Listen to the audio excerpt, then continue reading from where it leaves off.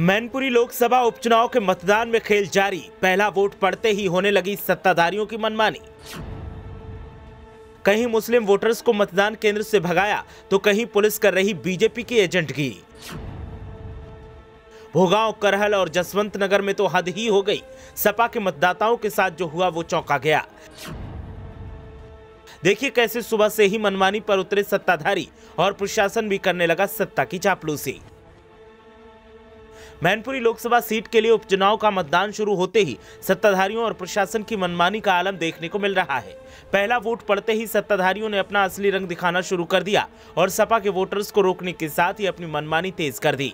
मैनपुरी सदर विधानसभा सीट पर तो मुस्लिम बाहुल्य बूथों पर छोटी पर्ची के साथ मतदान करने से रोक प्रशासन सपा के वोटर्स को रोकता नजर आया। ऐसे में सपा ने चुनाव आयोग से हस्तक्षेप की गुहार लगाई, लेकिन असर होता न दिखा। हद सिर्फ मैनपुरी तक ही सीमित रहती तो अच्छा था, बल्कि सपा ने ताबड़तोड़ ट्वीट कर अलग अलग जगहों के बारे में जानकारी देते हुए मनमानी को उजागर किया और कहा कि करहल विधानसभा के सेक्टर नंबर 21 में बूथ नंबर 296 पर प्राइमरी पाठशाला जगतपुर में केंद्रीय सुरक्षा बलों के द्वारा आईडी प्रूफ चेक करने के नाम पर जनता को परेशान किया जा रहा है।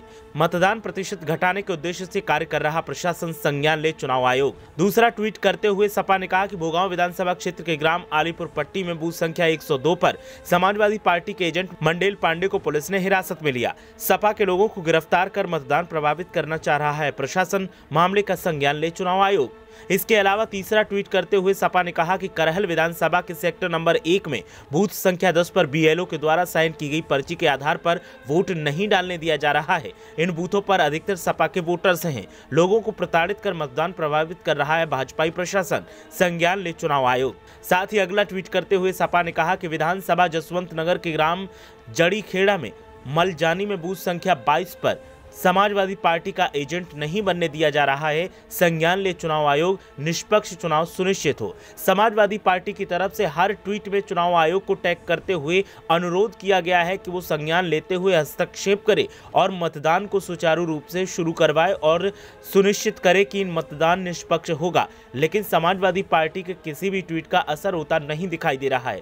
बार बार हर जगह से एक ही जैसी खबरें सामने आ रही हैं और समाजवादी पार्टी बार बार प्रशासन से गुहार लगा रहा है कि जो नियम है उन नियमों के मुताबिक काम होना चाहिए और चुनाव आयोग को इसमें हस्तक्षेप करना चाहिए। लेकिन ना तो चुनाव आयोग कुछ सुन रहा है और ना ही प्रशासन इस पर ध्यान दे रहा है। समाजवादी पार्टी के कई एजेंट्स को रोका गया है, कई एजेंट्स को गिरफ्तार किया गया है, कई मतदाताओं के आईडी प्रूफ चेक करके उनको मतदान केंद्र से भगाया जा रहा है। तमाम ऐसे मामले निकलकर सामने आए हैं जिन पर सवाल उठ रहे हैं, लेकिन प्रशासन और अन्य अधिकारी इस पर ध्यान देने को तैयार नहीं है। और समाजवादी पार्टी के नेता इस बात से काफी परेशान दिखाई दे रहे हैं क्योंकि इससे मतदान का प्रतिशत घटाया जाएगा और वोटों का भी प्रतिशत घट जाएगा। ब्यूरो रिपोर्ट, मीडिया हलचल।